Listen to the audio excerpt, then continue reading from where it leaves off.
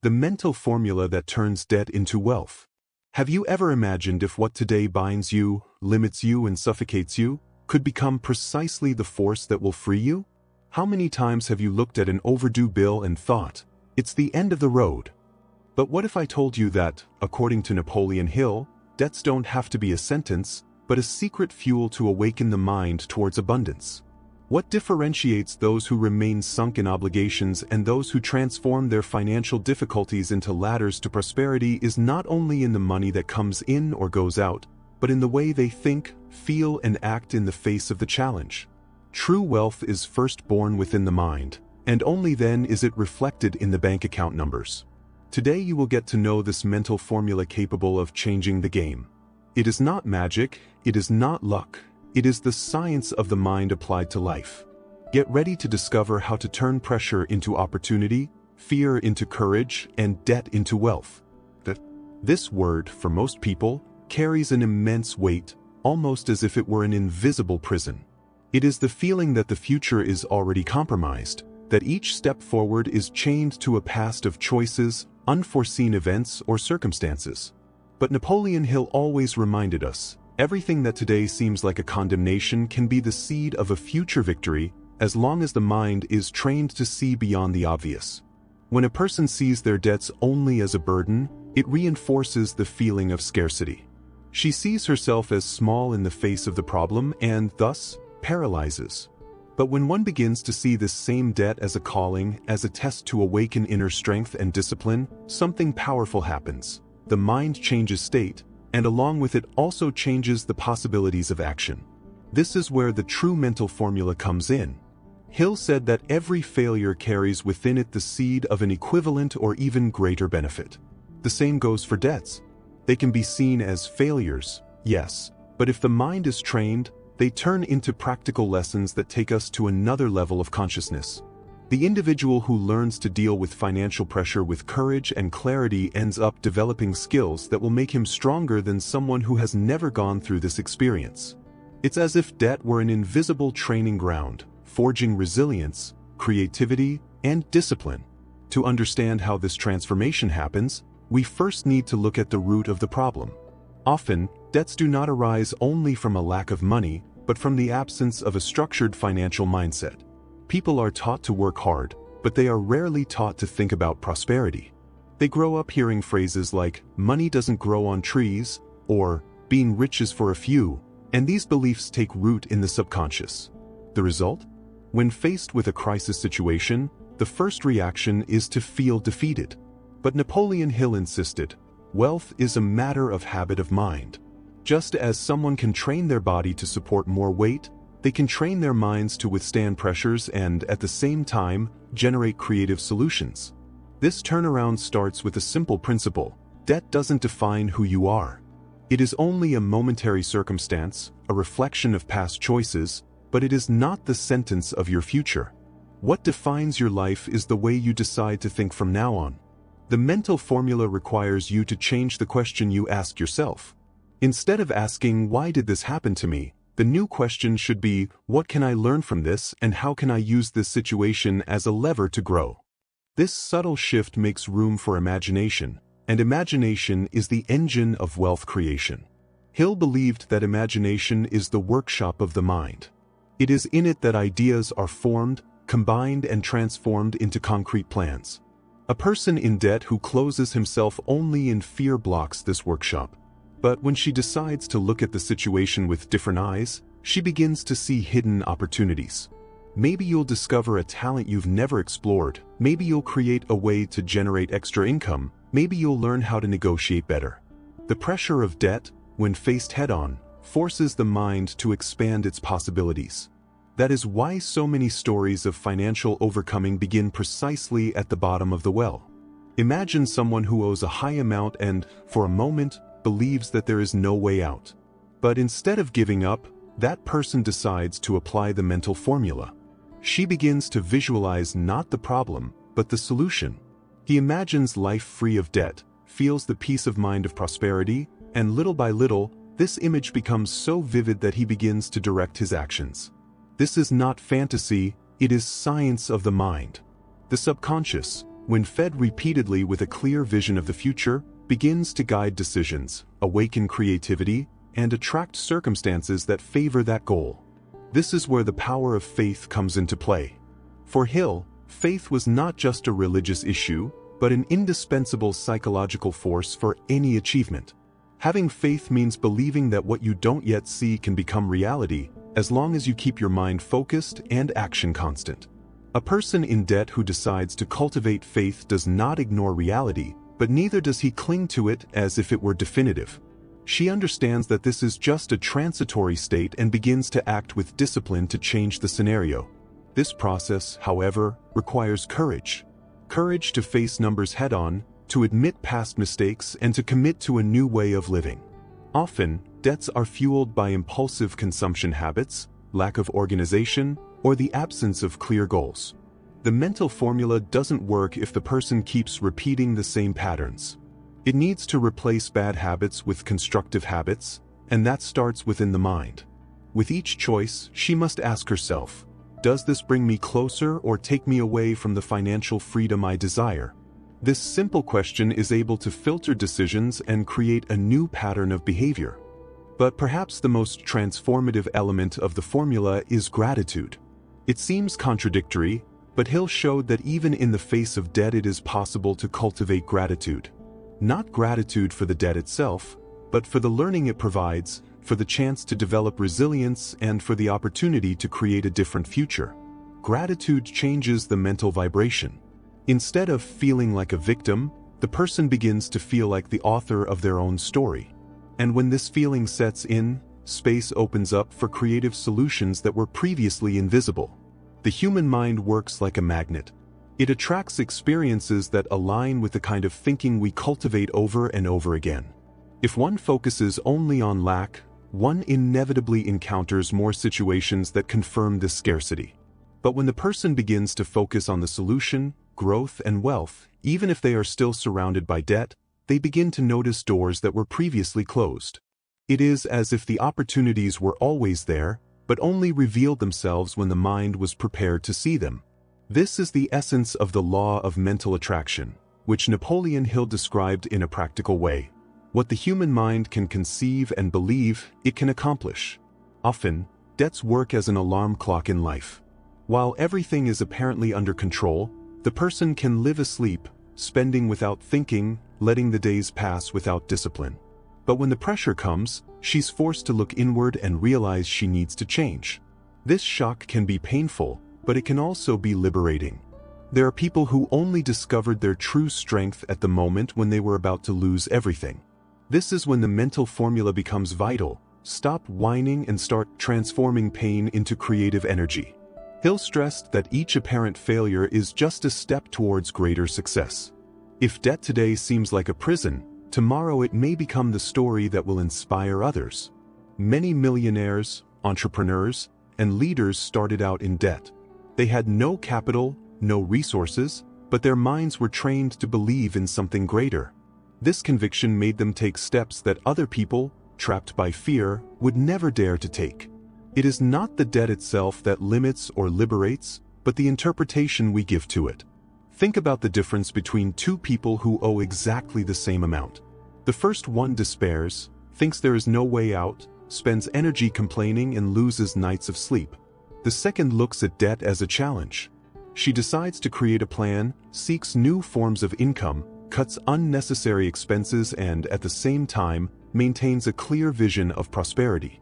Which one will have the best chance of winning? The answer is obvious. The second. The amount of debt is the same, but the psychological burden is completely different. This proves that the real battlefield is not the bank statement, but the mind. Another essential aspect is discipline. Napoleon Hill said that self-discipline is the bridge between desire and fulfillment. Many people have the desire to get out of debt, but few have the discipline to change their daily habits. Without discipline, any mental formula becomes fragile. It is the discipline that transforms thoughts into consistent actions. Each time you choose to save instead of impulse spending, it reinforces the idea that you are in control. Every time you study about finance, invest in yourself, and stick to a plan, you strengthen the belief that wealth is possible. It is also necessary to learn to use debt pressure as fuel and not as poison. Most let worry eat away at their energy. But those who apply the mental formula understand that pressure can be channeled. The need to pay bills can be the motivation to undertake, to seek new opportunities, to negotiate better salaries, or to learn something that increases value in the market. Debt can be seen as an enemy or as a coach. Those who see her as a coach grow, those who see her as an enemy weaken. Another powerful point taught by Hill is the importance of the environment. The mind is highly influenced by the people we live with. If someone in debt spends time only with people who complain, who conform, who say that nothing will work out, they will hardly be able to keep their mental energy high. But if you start surrounding yourself with people who believe in prosperity, who are looking for solutions, who talk about growth, your mind naturally absorbs that pattern. It's like changing the frequency of a radio station. You are still you, but you start picking up other messages. And here comes the principle of the mastermind, one of the most famous teachings of Napoleon Hill. He said that when two or more minds come together in harmony with a defined purpose, an invisible third mind is created, capable of generating ideas and solutions much greater than those that each individual could achieve alone. A person in debt who decides to join others who also seek prosperity may discover strategies that they would never think of alone. This support, this exchange of energy, can be precisely the key to transforming the mentality and, with that, changing the financial reality. But transformation does not happen only at the level of ideas. Consistent action is needed. Hill insisted on the importance of a definite plan. Those who are in debt need to stop living in improvisation. It is necessary to create clear goals. How much needs to be paid, in how long, what will be the sources of income, what expenses will be eliminated. The plan, written and followed with discipline, works like a map. Without this map, the mind becomes confused and goes back to the old patterns. With a map, mental energy is focused on the destination, and the chances of success increase. Another point that differentiates those who can turn the tables is the ability to remain calm. That often breeds anxiety, and anxiety blocks creativity. An anxious mind sees only problems, while a calm mind sees solutions. Therefore, part of the mental formula involves taking care of the emotional state. Breathing techniques, meditation, prayer, or simple moments of silence help calm the inner turmoil. When the mind calms down, space is opened for creative ideas that can generate unexpected solutions. Faith, again, appears as a pillar. It is not a matter of ignoring reality, but of believing that reality can be transformed. Faith gives you the strength to keep going when the results are not yet showing. It's like planting a seed. You don't see the fruit on the same day, but you believe that if you keep watering, growth will come. Likewise, when applying the mental formula, the first results may take time. But if there is faith and consistency, transformation will come. And perhaps the most surprising thing is to realize that, throughout the process, debt ceases to be the center of life. The focus becomes growth, creation, prosperity. Debt becomes just a step that was necessary to awaken a new version of oneself. When this happens, the energy changes completely. The person stops acting out of fear and starts acting out of purpose. And when purpose guides actions, wealth becomes a natural consequence. At every step of this process, it becomes clear that debt is not the enemy, but a messenger. It points to areas of life that need attention, reveals habits that need to be transformed, and shows where the mind is still stuck in old patterns. When someone understands this, they stop running away from the problem and start talking to it. Fear gives way to awareness, and awareness opens the way to better choices.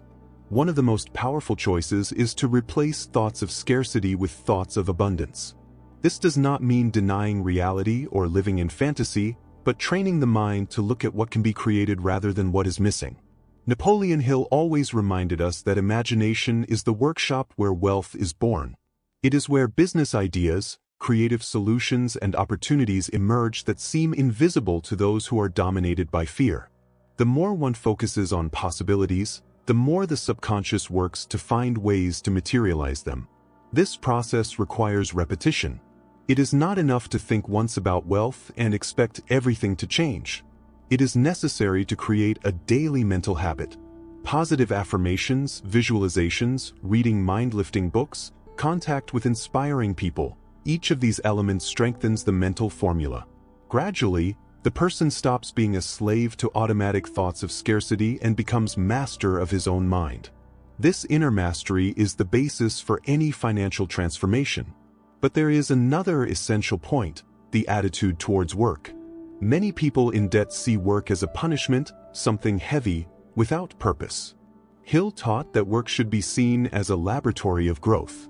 The more you deliver value, the more you open up space to receive. Wealth comes not only from physical effort, but from intelligence applied to effort. A person who decides to become excellent at what he does, who always seeks to give more than he receives, inevitably becomes indispensable. And someone indispensable never runs out of opportunities. This is the moment when the debt begins to lose strength. When the mind is focused on excellence, abundance, and discipline, debts cease to be scary monsters and become bills to pay on a path of growth. Emotional energy that was once drained by fear now turns into fuel for action. The individual realizes that he is making progress, that every small paycheck is a victory, that every new habit is a brick in the building of freedom. And with each step, self-confidence grows. Self-confidence, by the way, is one of the strongest pillars of this formula. Hill said that without self-confidence, no one will go far. When you believe in yourself, you infect others with that belief. People start to trust you, doors open, opportunities arise. Self-confidence is not born out of nowhere, but from the daily practice of facing challenges and overcoming them. Every debt paid, every obstacle overcome, every conscious choice strengthens that trust. And when it is established, the cycle of prosperity accelerates. Another transformative aspect is learning to differentiate between desire and need. Many debts are born from the impulse to buy what was not essential, only to fill a momentary void. When the mind educates itself to separate what is really important from what is just vanity or emotional escape, the relationship with money changes completely. The person starts to spend wisely, invests in things that generate returns, and avoids falling back into the traps of uncontrolled consumption. This learning creates a solid foundation so that, even after paying off debts, life continues in prosperity. And the most interesting thing is that, along this path, debt becomes a master. It teaches about responsibility, about patience, about long-term vision. It shows that there is no lasting shortcut, that true freedom comes from discipline and consistency. By learning these lessons, the individual not only gets out of debt, but becomes able to build sustainable wealth. He no longer depends on luck, nor does he fear the future. He knows that he has within himself the ability to reinvent himself whenever necessary. Then comes the moment of complete turnaround. The debt has been paid, habits have been transformed, the mind has been trained. Now, the field is open for true prosperity. And prosperity here is not just about money. It includes inner peace, healthy relationships, life purpose. Money becomes a consequence of a balanced state of mind. The person who once found himself deep in debt now sees himself as a creator of wealth, not only for himself, but for everyone around him. This is the point at which life takes on a new meaning. What was once shame becomes pride. The story of overcoming starts to inspire other people. Friends, family, and even strangers look and say, "If he did it, so can I." And so, the cycle of transformation multiplies. An awakened mind not only changes its own life, but also lights in the path of others.